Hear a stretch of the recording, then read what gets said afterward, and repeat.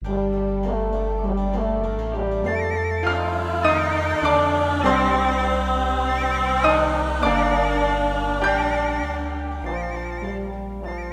દર્શન પાઠ 87 પ્રેષિતોના ચરિત્રો અધ્યાય 1-12 પિતર.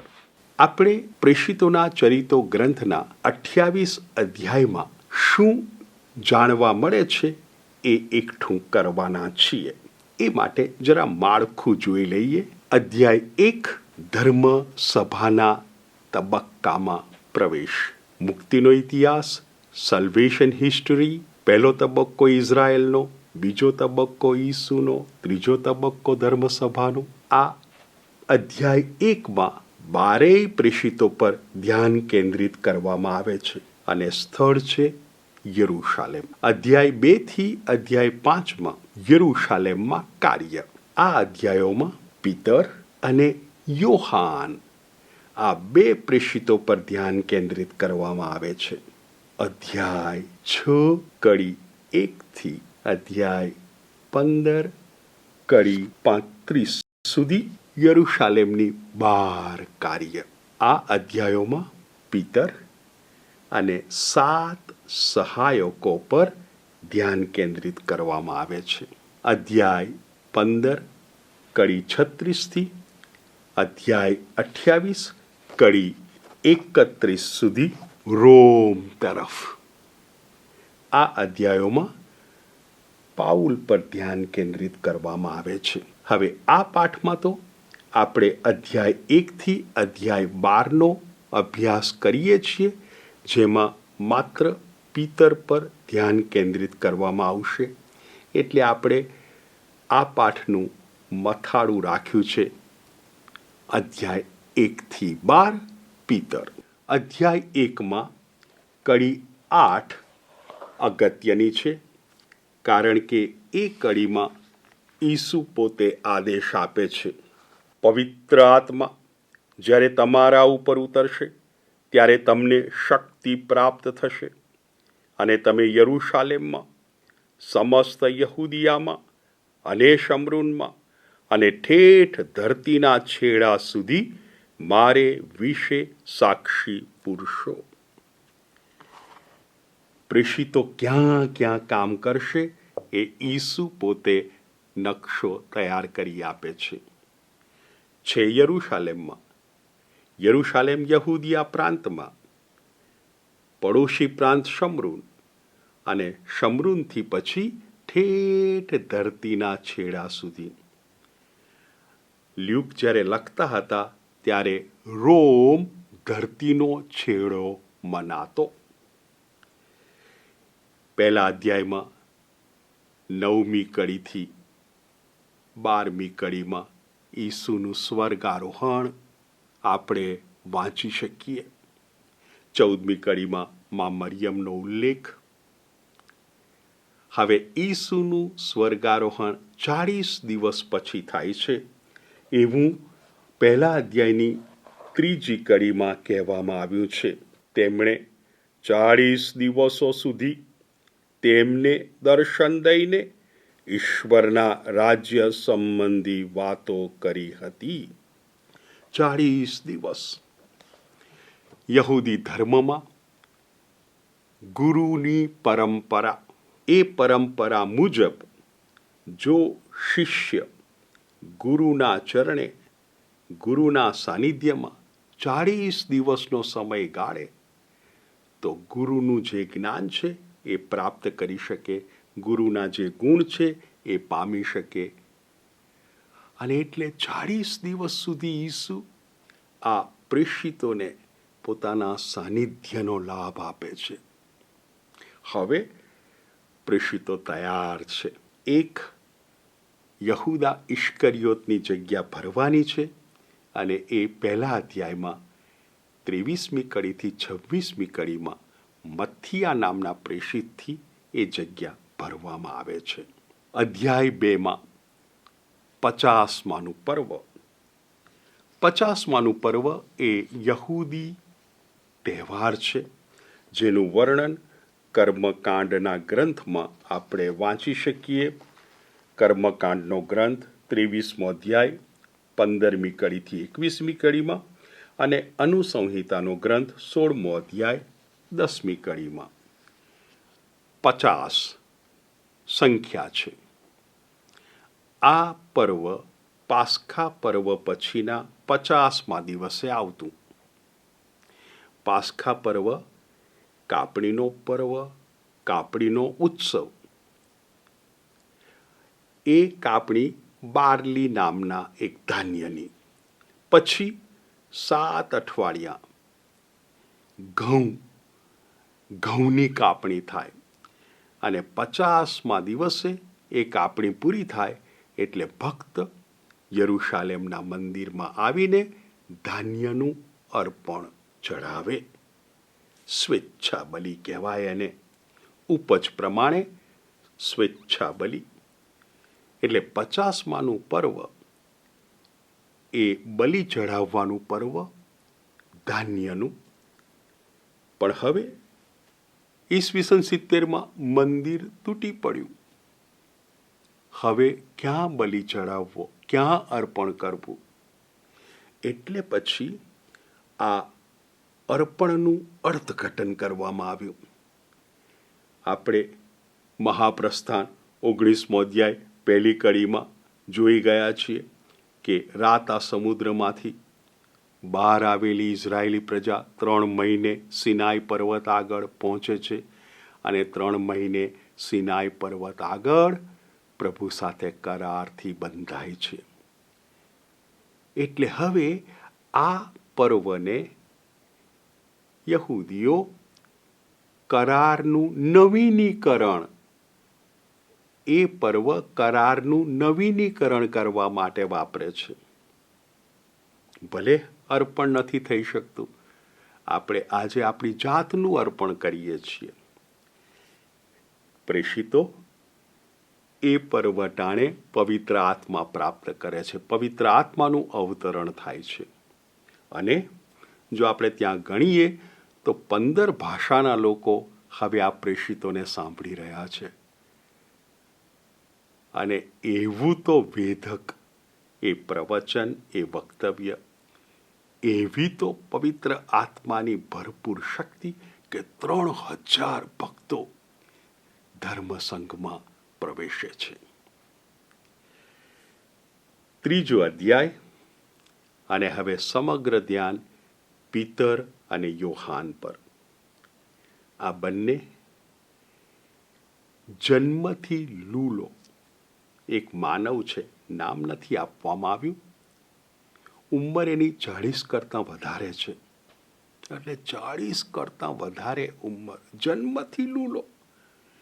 એને નાત્સરેથના ઈસુ ખ્રિસ્તને નામે પીતર સાજો કરે છે. અને એટલે બધા આશ્ચર્યમાં પડી જાય છે. ત્યારે પીતર વક્તવ્ય રજૂ કરે છે આ ચમત્કારના અનુસંધાનમાં યરુશાલેમના મંદિરમાં. પણ અધ્યાય 4, વરિષ્ઠ સભા આ બધાથી નાખુશ છે. વરિષ્ઠ સભા એટલે યહૂદી ધર્મના રોજબરોજના જીવનને જે ચલાવે છે, યહૂદી ધર્મનું નિયમન કરે છે અને જેના હાથમાં બધા અધિકારો છે, બધી ફરજો છે, એ વરિષ્ઠ સભા. પીતર અને યોહાનને કેદખાનામાં પૂરી દે છે. આખી રાત કેદખાનામાં રાખે છે. બીજે દિવસે ઉલટ તપાસ શરૂ થાય છે અને એ ઉલટ તપાસમાં પીતર જવાબ આપે છે. એ જવાબ તો એવો હિંમત ભર્યો છે. આપણને ઈસુએ શુભ સંદેશમાં કીધું હતું, શબ્દે શબ્દ સાચું પડે છે. તમને જ્યારે કોર્ટ કચેરીમાં ઊભા કરવામાં આવે ને, ત્યારે શું બોલવું એની ચિંતા ના કરતા. પવિત્ર આત્મા તમને સુઝાડશે. એટલે વરિષ્ઠ સભા 4થા અધ્યાયમાં ઉલટ તપાસ કર્યા પછી કશું ન જડતા ચાલો બંને પ્રેષિતોને છોડી મૂકે છે. અધ્યાય 5માં કડી 1 થી 11માં એક દંપતીની કથા છે. પતિનું નામ છે હનનિયા અને પત્નીનું નામ છે સફીરા. આ બંને પોતાની જમીન વેચી અને જે કંઈ આવક થઈ એમાંથી થોડું પોતાની ગજવામાં મૂકી દીધું અને બાકીનું પ્રેષિતોને ચરણે ધરી દીધું. આ થોડું જે સાચવી રાખ્યું ને એ આખી કથા બને છે. અને એ માટે જે એમને પરિણામ ભોગવવું પડે છે તત્કાળ મૃત્યુ. એ કથા વાંચતા આપણને જરા પ્રશ્ન થાય કે આ શું હશે, આ શું હશે? તો આપણે આટલું સમજી લઈએ. આ કથા અધ્યાય 5 કડી 1 થી 11 છે. આ કથાની જો આગળ આપણે જોઈએ તો અધ્યાય 4 કડી 1 થી 22 આપણે હમણાં જ વાત કરી વરિષ્ઠ સભા તરફથી અત્યાચાર થાય છે. આ બાહ્ય પરિબળ છે વરિષ્ઠ સભા. આ કથા પછી જો આપણે 5મા અધ્યાયની 17મી કડીથી 41મી કડીમાં વાંચીએ તો વળી પાછો વરિષ્ઠ સભા તરફથી અત્યાચાર થાય છે. એટલે બાહ્ય અત્યાચાર, બાહ્ય અત્યાચાર. આ બાહ્ય અત્યાચાર વચ્ચે એક આંતરિક ભ્રષ્ટાચાર રજૂ કરવામાં આવે છે. ભ્રષ્ટાચાર છે લોભનો, ભ્રષ્ટાચાર છે છુપાવવાનો, ભ્રષ્ટાચાર છે અપારદર્શકતાનો. એટલે આ કથા દ્વારા આ રીતે ગોઠવણી કરીને લ્યુક શું કહેવા માંગે છે? બાહ્ય પરિબળો ધર્મસંઘને જો દબાવી શકે, ધર્મસંઘનો વિકાસ રૂંધી શકે તો એટલી જ શક્યતા આંતરિક ભ્રષ્ટાચાર, આંતરિક અપારદર્શકતા ધર્મસભાનો વિકાસ રૂંધી શકે છે. એટલે આ બાહ્ય અત્યાચારની સાથે આપણે જરા ખુલ્લા થઈએ. હજી થોડું વધારે જુઓ ને, એ હનનિયા અને સફીરાના આ બનાવ પહેલા લ્યુક ગોઠવે છે 4થો અધ્યાય 32 થી 37મી કડી અને 5મો અધ્યાય 12 થી 16મી કડીમાં આદર્શ ધર્મસભાનું ચિત્ર રજૂ કરે છે. એટલે પહેલા બાહ્ય અત્યાચાર વરિષ્ઠ સભા તરફથી, અત્યાચાર વરિષ્ઠ સભા તરફથી. હવે નજીક આવે છે આદર્શ ધર્મસભા, આદર્શ ધર્મસભા, અને વચ્ચે છે હનનિયા સફીરાની વાત. એટલે લ્યુક કહેવા માંગે છે શરૂઆતથી જ આ લોભ, આ છુપાવવાની વૃત્તિ, આ અપારદર્શકતા કાઢી જ નાખો, ધર્મસંઘને, ધર્મસભાને નુકસાન થશે. એટલે બાઇબલના પંડિતો કહે છે કે આ કોઈ ઐતિહાસિક ઘટના નથી, આ તો બોધ કથા છે. અને બોધ કથા ખરેખર ખૂબ સુંદર રીતે લ્યુક પોતાના 5મા અધ્યાયમાં રજૂ કરે છે. હવે એ અધ્યાયમાં આપણે આગળ વધીએ તો ત્યાં એક પંડિતની વરિષ્ઠ સભાને ખૂબ સરસ સલાહ છે. અધ્યાય 5 અને એની કડી 38-39 ખૂબ સરસ સલાહ આપે છે. પંડિતનું નામ છે ગમલિયેલ. અત્યારે મારું ગમલિયેલ તમને વરિષ્ઠ સભાના સભ્યોને એમ કહેવું છે કે આ લોકોથી એટલે પ્રેષિતોથી આઘા જ રહેજો. એમને એટલે પ્રેષિતોને જે કરવું હોય તે કરવા દેજો. કારણ એ યોજના અથવા પ્રવૃત્તિના મૂળમાં જો માણસ હશે તો તે પડી ભાગશે, ચિંતા ના કરતા. પણ એના મૂળમાં જો ઈશ્વર હશે તો તમે એમને ઝેર કરી શકવાના નથી અને ઉલટા તમે ઈશ્વરની સામે બાકરી બાંધશો. 23 ચાલે છે અને ધર્મસભા પ્રભુની કૃપાથી ફૂલતી ફાલતી છે. એના મૂળમાં ઈશ્વર છે. જો અધ્યાય 5માં હનનિયા અને સફીરાની કથા બોધ કથા હતી, ઐતિહાસિક બનાવ નથી એવું પંડિતો કહે છે, બાઇબલના પંડિતો, તો બાઇબલના પંડિતોનો અભિપ્રાય સ્વીકારવો હોય તો સ્વીકારીએ, ન સ્વીકારવો હોય તો ના સ્વીકારીએ અને માની લે કે આવું બન્યું. જે હોય, પણ હવે તો એક ઐતિહાસિક બનાવ બને છે. ધર્મસભા અધ્યાય 6માં એકદમ એકતા, સંવેદનશીલતાનો અનુભવ કરે છે અને છતાં અન્નની વહેંચણી વખતે પક્ષપાત થાય છે. ગ્રીક ભાષી યહૂદીઓ, એમની વિધવાઓ, હિબ્રુ ભાષી યહૂદીઓ અન્ન વહેંચવાનું કાર્ય કરે ત્યારે આ વિધવાઓની ઉપેક્ષા કરે છે. પ્રશ્ન મોટો છે, પણ કોઈ પણ વખતે પ્રશ્ન ઊભો થાય ને ત્યારે એનો જે જવાબ શોધવામાં આવે ને, એ જવાબમાં આપણને કેટલીક ઉમદા બાબતોના દર્શન થાય. આપણામાં જે શક્તિ છે ને, જે સુષુપ્ત છે, એ જાગી ઉઠે, એ બહાર આવે. જુઓ, ખ્રિસ્તી નેતૃત્વ એટલે શું? હમણાં સમજાશે. ખ્રિસ્તી નેતૃત્વ સત્તાને વળગી રહેનારું નથી. નેતૃત્વ આ પ્રેષિતો દ્વારા પૂરું પાડવામાં આવે છે.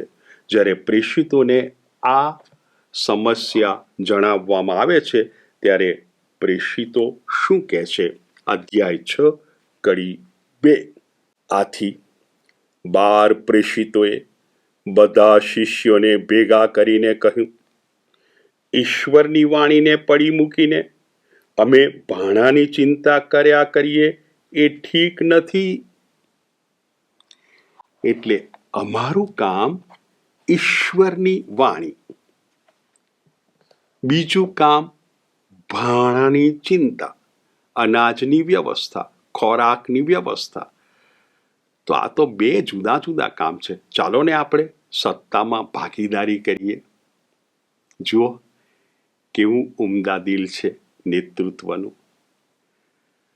અને બીજું ઉમદા તત્વ આ નેતૃત્વનું, કેટલા સંવેદનશીલ છે આ પ્રેષિતો.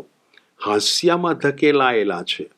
એક તો ભાષા જુદી છે, ગ્રીક ભાષા, બીજી વિધવાઓ છે.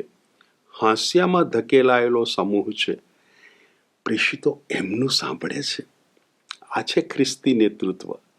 હાસ્યામાં ધકેલાયેલાનું પણ સાંભળવું. અને એટલે એવું તો એક સોલ્યુશન, એવો તો ઉકેલ લાવે છે. ચાલો તમે પસંદ કરો. અને પસંદ કર્યા 7 ગ્રીક ભાષી યહૂદીઓ છે. એટલે ખરેખર સમસ્યા કઈ છે? સમસ્યા છે સંસ્કૃતિની. યહૂદીઓ તો બંને, પણ એક યહૂદી હિબ્રુ ભાષા બોલનાર, બીજો યહૂદી ગ્રીક ભાષા બોલનાર. હિબ્રુ ભાષા બોલનાર યરૂશાલેમમાં રહે, યહૂદિયા પ્રાંતમાં રહે. ગ્રીક ભાષા બોલનાર કારણો વસાત, આર્થિક કારણો પણ હોઈ શકે કે પછી નોકરી ધંધો હોઈ શકે, એટલે યહૂદિયાથી બહાર રહે છે. એટલે આજે યરૂશાલેમમાં અને યહૂદિયામાં રહે છે એ મંદિરની ખૂબ નજીક છે, પુરોહિતોની ખૂબ નજીક છે. એટલે ધર્મમાં, નિયમોમાં ખૂબ જડ છે અને મંદિર પ્રત્યે ખૂબ લગાવ છે. તદ્દન વિરુદ્ધ આ ગ્રીક ભાષી યહૂદીઓ અન્ય ધર્મના લોકો વચાળે રહે છે ને, એટલે ચુસ્ત નથી, એટલા જડ નથી, બાંધછોડ કરનારા છે. એટલે મંદિર વિશે પણ એટલી બધી તીવ્રતા નથી, કારણ કે ભૌગોલિક પરિસ્થિતિ એવી છે, ખૂબ દૂર છે. એટલે આ સાંસ્કૃતિક ભેદ તો આ ધર્મ સભા અસ્તિત્વમાં આવી, ધર્મસંઘ અસ્તિત્વમાં આવ્યો એ પહેલા હતો જ. હવે જ્યારે એ ધર્મ સંઘમાં પ્રવેશ્યા ત્યારે તો સાથે બેસીને જમવાનું છે, સંઘ ભોજન કરવાનું છે, સમૂહ જીવન જીવવાનું છે. એટલે આ ભેદ રેખા, આ ભેદ તીવ્ર બન્યો અને નેતૃત્વએ, પ્રેષિતોએ ખૂબ ખૂબ સરસ ઉકેલ આપ્યો. ચાલો, આ 7ને તમે પસંદ કરો છો એમને સહાયકો કહેવાય. આ 12ને ઈસુએ નિમેલા છે પ્રેષિતો. આ 12 એ આવ્યા છે હિબ્રુ ભાષી યહૂદીઓમાંથી, એટલે પ્રતિનિધિત્વ હિબ્રુ ભાષી યહૂદીઓનું કરે છે. આ 7 ગ્રીક ભાષી યહૂદીઓમાંથી આવ્યા છે. 7 ગ્રીક ભાષી યહૂદીઓ છે, એટલે ગ્રીક ભાષી યહૂદીઓનું પ્રતિનિધિત્વ કરે છે. જુઓ કેવું સરસ આયોજન, કેવો સુભગ સમન્વય. અને એટલે ભલે ત્યાં મુશ્કેલી આવી પડી, અડચણ આવી, તો ત્યાં ખૂબ સરસ ઉકેલ પણ મળ્યો. હવે આ 7 સહાયકોમાં એક સ્તેફાન છે, ખૂબ બાહોશ છે. અને એ સ્તેફાનની હવે વાત એ 7મા અધ્યાયમાં ચાલુ રહે છે. સ્તેફાનની ધરપકડ થાય છે, કારણ કે ગ્રીક ભાષી યહૂદી છે, એટલે મંદિર પ્રત્યે એટલો બધો લગાવ નથી જેટલો પેલા હિબ્રુ ભાષી યહૂદીને છે. અને એટલે ક્યાંક શબ્દો બોલાયા છે જેનું અર્થઘટન ખૂબ ખોટું કરવામાં આવ્યું છે. અને હવે સ્તેફાન સહાયક વરિષ્ઠ સભા સમક્ષ પોતાનું નિવેદન આપે છે અને વરિષ્ઠ સભા એને દેહાંત દંડ આપે છે, પથ્થરે મારી નાખે છે. સ્તેફાનનું મૃત્યુ થાય છે ત્યારે એક વ્યક્તિનો ઉલ્લેખ કરવામાં આવે છે 7મો અધ્યાય અને એની 58મી કડીમાં એ વ્યક્તિનો ઉલ્લેખ કરવામાં આવે છે. સાક્ષીઓએ પોતાના જબ્બા શાઉલ નામના જુવાનના પગ આગળ મૂક્યા. શાઉલ પહેલી વખત ઉલ્લેખ થાય છે. અને જોજો પછી શાઉલ શું કરવાના છે. એટલે 7મો અધ્યાય સ્તેફાનનું મૃત્યુ, 8મા અધ્યાયમાં તો શરૂ થઈ જાય છે. એવા અત્યાચાર યરૂશાલેમના ધર્મસંઘ પર કે બધા વેરવિખેર થઈ જાય છે.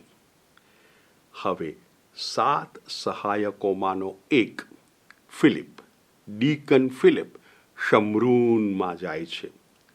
અને શમરૂનમાં હવે, કારણ કે એણે છોડવું પડે છે યહૂદિયા, એણે છોડવું પડે છે યરૂશાલેમ, શમરૂનમાં જાય છે ને શમરૂનમાં ઈસુનો પ્રચાર કરે છે. અને શમરૂનીઓ સ્નાન સંસ્કાર સ્વીકારે છે. જુઓ, પહેલા અધ્યાયની 8મી કડીમાં ઈસુએ આદેશ આપ્યો છે, તમે યરૂશાલેમ, સમસ્ત યહૂદિયા, શમરૂન, અને એટલે શમરૂનમાં પહોંચી ગયા છે. હવે કોણ છે આ શમરૂનીઓ? યહૂદીઓ, શમરૂનીઓ અલગ છે? ના. કેમ? યહૂદીઓ જે ઈશ્વરમાં માને છે એ જ ઈશ્વરમાં શમરૂનીઓ માને છે. યહૂદીઓ જે ખ્રિસ્તના આવવાની, મસીહના આવવાની રાહ જુએ છે, શમરૂનીઓ પણ મસીહના આવવાની રાહ જુએ છે. તો કેવી રીતે આ બંને અલગ છે? રાજકીય કારણ. 12 વંશો ઇઝરાયેલના એક જ હતા.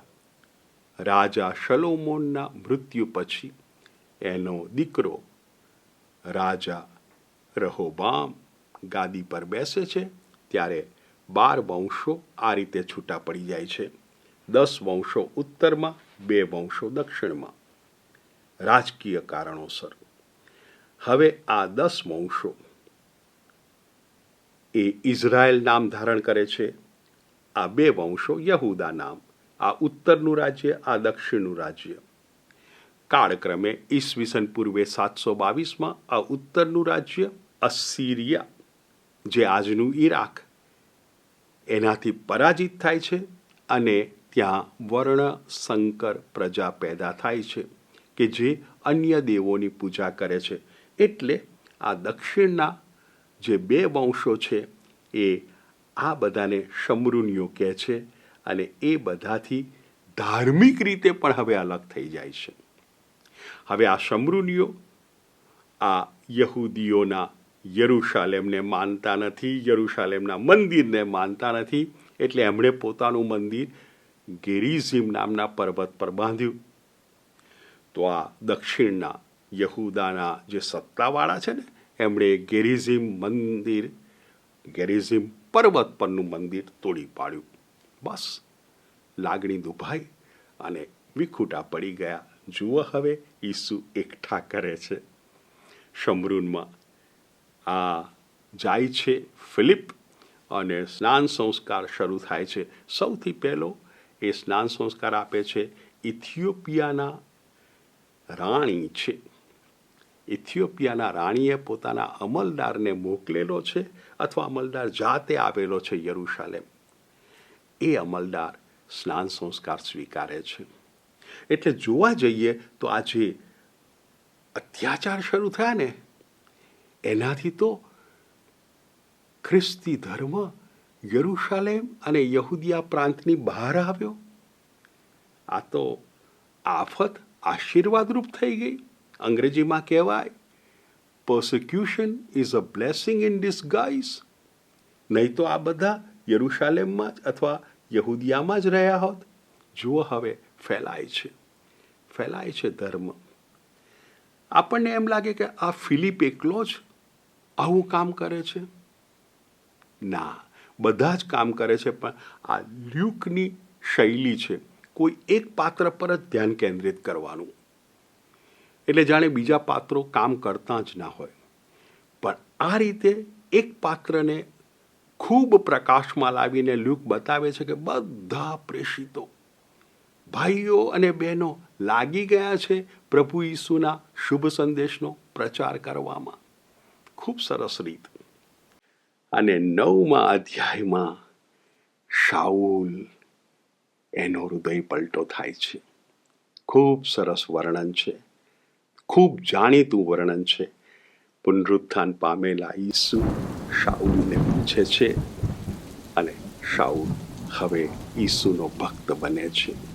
પણ દમસ્ક એટલે કે જ્યાં જઈ રહ્યો છે ધરપકડ કરવા માટે, હવે ત્યાં ઈસુનો ભક્ત બને છે અને ઈસુનો પ્રચાર કરે છે. દમસ્કમાં કોઈ એનો સ્વીકાર કરવા તૈયાર નથી. તો એને યરુશાલેમ લાવવામાં આવે છે. યરુશાલેમના ધર્મસંઘમાં પણ આ શાઉલનો કોઈ સ્વીકાર કરવા તૈયાર નથી. ઉલટા એને મારી નાખવા માંગે છે. એટલે પછી એને એના મૂળ વતન તારસસ મોકલી દેવામાં આવે છે. પછી એની વાત આવશે. અત્યારે તો આપણે અધ્યાય 1 થી અધ્યાય 12નો અભ્યાસ કરી રહ્યા છીએ. હવે આવે છે એ જ 9મા અધ્યાયમાં પિતરના 2 ચમત્કારો. સરસ ચમત્કારો છે. એ ચમત્કારોની યાદી આપણે પાઠ 86માં બનાવી છે. અધ્યાય 10માં કૈસરિયા મારિતીમા નામનું એક શહેર છે. શહેર બંધાવ્યું છે મહાન રાજા હેરોદે. મહાન રાજા હેરોદ જેણે પેલા બાળકોનો, બેથલેહેમના છોકરાઓનો વધ કરવાનો હુકમ આપ્યો હતો. એ બાદશાહ, રોમન બાદશાહના માનાર્થે એણે આ શહેર બંધાવ્યું. કૈસરિયા એટલે સીઝર બાદશાહ, મારિતીમા માર એટલે સમુદ્ર, ભૂમધ્ય સમુદ્રને કિનારે આવેલું કૈસરિયા મારિતીમા. ત્યાં એક રોમન સેનાપતિ છે કર્નેલિયુસ. કર્નેલિયુસ પીતરને પોતાના ઘરે બોલાવે છે. અધ્યાય 10. હવે કર્નેલિયસ એના વિશે કહેવામાં આવે છે કે એ બહુ જ ભલો માનવ છે. એ ઈશ્વરનો ઉપાસક છે. એટલે એને આ યહૂદી ધર્મનો જે એકેશ્વરવાદ છે એ ગમે છે. યહૂદી ધર્મમાં વિશ્રામવારની પ્રાર્થના છે એને ગમે છે. યહૂદી ધર્મમાં જે સંઘ જીવન છે એ એને ગમે છે. પણ એને શું નથી ગમતું? આ સુન્નત કરાવવાનું. એટલે એ પૂરેપૂરો યહૂદી ના બની શકે. એને આ ગમે છે, આ વિશ્રામવાર, અને આ યહૂદીઓ બધા સાથે રહે છે અને એક જ ઈશ્વરમાં માને છે. હવે એને પ્રભુના દર્શન થાય છે અને પિતરને બોલાવાનું કહે છે. હવે યહૂદીઓ અને બિન યહૂદીઓ, રોમનો એટલે બિન યહૂદીઓ, ભેદ કેમ છે? તો ભેદ આહારને કારણે છે. યહૂદી પોતાનો આહાર બિન યહૂદી સાથે ના લઈ શકે. આહારની ભેદરેખા છે. તો એ અધ્યાય 10 પિતરને એક સમાધિમાં દર્શન થાય છે. જાત જાતના પશુઓ અને પંખીઓ, અને એને કહેવામાં આવે છે બધું પવિત્ર છે, કશું અશુદ્ધ નથી, બધું શુદ્ધ છે, ખાઈ શકાય. પણ આ દર્શન દ્વારા પિતરને પ્રભુ સમજાવે છે કે હવે કોઈક જેને તું અશુદ્ધ માને છે ત્યાંથી માગણી આવવાની છે, નીકળી પડજે. અને નીકળી પડે છે. એ પછી જ્યારે આ કર્નેલિયસના માનવો આવીને કહે છે તમને બોલાવે છે, પિતર જાય છે અને ત્યાં કર્નેલિયસ અને એના ઘરના સભ્યોનો સ્નાન સંસ્કાર કરાવે છે. હવે 11મો અધ્યાય, ધ્યાન કેન્દ્રિત કરીએ સિરિયા દેશ, ઇઝરાયલની ઉત્તરમાં છે. ત્યાં અંથ્યોક નામનું શહેર છે. અંથ્યોક શહેર રોમન સામ્રાજ્યનો સિરિયા પ્રાંત, સિરિયા પ્રાંતનું પાટનગર અંત્યોક. ત્યાં બિન યહૂદીઓ વસે છે, યહૂદીઓ પણ ખરા. હવે યરૂશાલેમમાં અત્યાચાર શરૂ થયા ત્યારે જે ગ્રીક ભાષી યહૂદીઓ ખ્રિસ્તી બનેલા નાસી છૂટ્યા, એમણે હવે બિન યહૂદીઓમાં પ્રચાર શરૂ કર્યો. એટલે હવે બિન યહૂદીઓ પણ ખ્રિસ્તી ધર્મનો સ્વીકાર કરે છે. જુઓ, હવે ઇઝરાયલની બહાર જાય છે. શમરૂન તો યહૂદિયા પ્રાંતની બહાર, પણ ઇઝરાયલમાં જ. કૈસરિયા મારીતીમાં, એ પણ ઇઝરાયલમાં, જો કે સંસ્કૃતિ જુદી, યહૂદી બિન યહૂદી, પણ હવે તો બીજા દેશમાં. આ અંથ્યોક શહેર હવે ખૂબ મહત્વનું બનવાનું છે.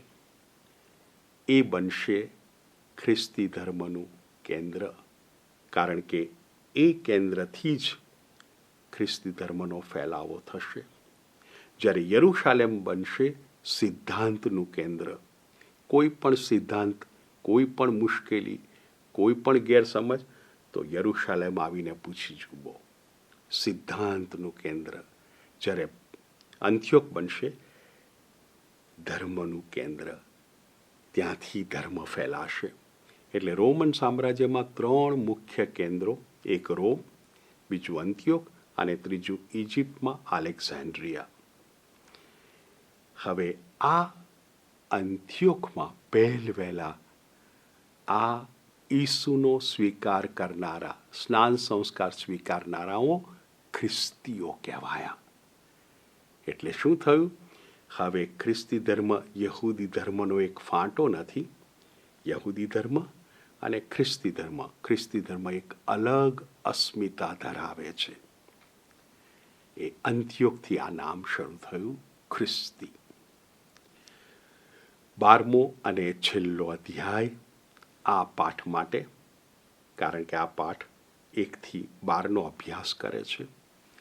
12મા અધ્યાયમાં રાજા હેરોદ અગ્રિપા પહેલો શહાદત, અર્થાત મારી નાખે છે તલવારથી ઝબદીના પુત્ર પ્રેષિત યાકોબને. અને લોકો ખુશ થાય છે. જે હજી ધર્મસંઘમાં પ્રવેશ્યા નથી, ધર્મસભામાં પ્રવેશ્યા નથી, એટલે પછી પિતરની પણ ધરપકડ કરાવે છે અને હવે પિતરને પણ મારી નાખવાની યોજના ઘડે છે રાજા હેરોદ અગ્રિપા પહેલો. કોણ છે રાજા હેરોદ અગ્રિપા પહેલો? મહાન રાજા હેરોદ, જેણે બેથલેહેમ અને આજુબાજુના 2 વર્ષ કે તેથી નાની ઉંમરના છોકરાઓનો વધ કરવાનો હુકમ આપ્યો હતો, એનો પૌત્ર અર્થાત મહાન રાજા હેરોદ, એનો એક દીકરો કે જે રાજા નહોતો બન્યો, એનું નામ એરિસ્તોબુલસ ચોથો. એરિસ્તોબુલસ ચોથાનો પુત્ર એ હેરોદ અગ્રિપા પહેલો. એ રાજા બન્યો છે. ભલે એનો પપ્પા રાજા નહોતો, પણ એના દાદા રાજા હતા. હવે આ જ્યારે પિતરને કેદખાનામાં પૂરે છે, ત્યારે ચમત્કારિક રીતે પિતરને મુક્તિ મળે છે, કેદખાનામાંથી છુટકારો મળે છે. અને ત્યાં આપણને પ્રભુની યોજના સમજાતી નથી.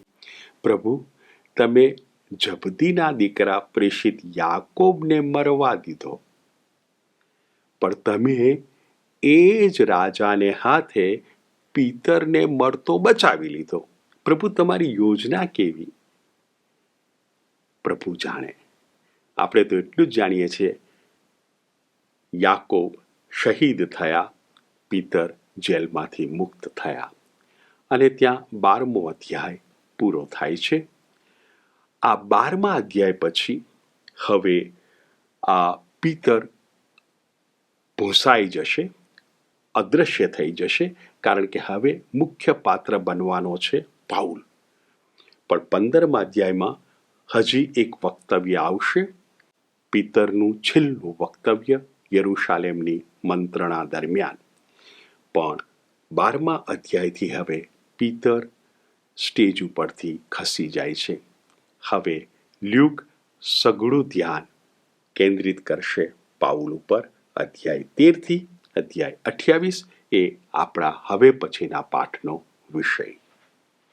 પિતા પુત્ર ને પવિત્ર આત્મા પ્રેરી અનંત